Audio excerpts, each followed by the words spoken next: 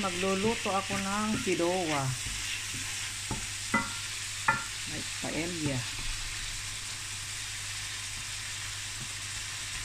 Ang sahog nito ay shrimp. Ito yung pusit, pero hindi walang tinta. Tsaka lagyan ko siya ng ganyan, shells. Ito yung para hindi na ayan. Ano yan, pasta. Para walang kanin. Yan ang Fidowa. So, ang tawag dito ay Fidowa. Ayan, ilagay ko na yung shell. Tinanggal ko yung kalahati ng shell para hindi marami. Tapos mamaya, ito. Mamaya natin. Gisa-gisa ko muna. Ayan, ilagay ko na yung Fidowa. 2.5 glass.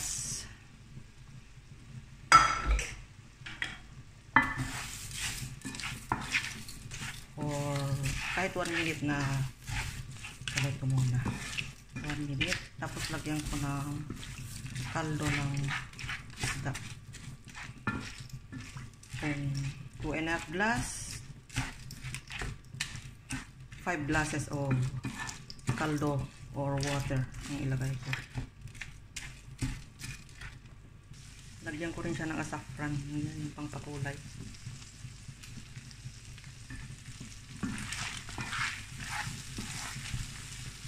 Ayan, ito na yung kaldo.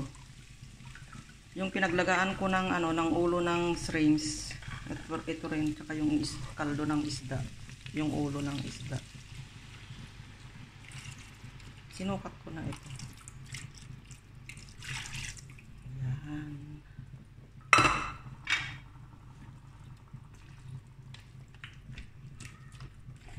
Ayan. Mamaya ulit hanggang maluto ito. Mga 30 minutes.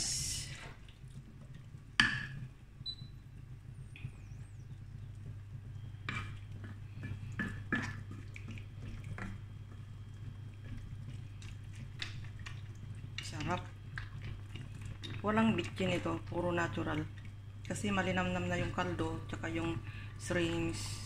Yung pusit. Tsaka yung mussels or shells.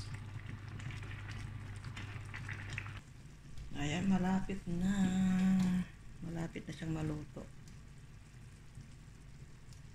Ang sarap nito. Ang daming sahog.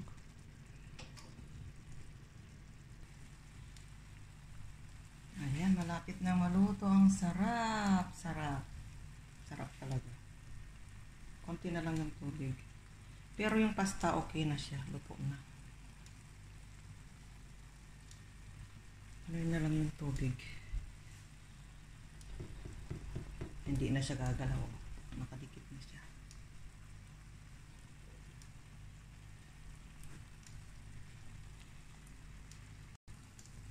Ayan guys, luto na ang aking Fidowa.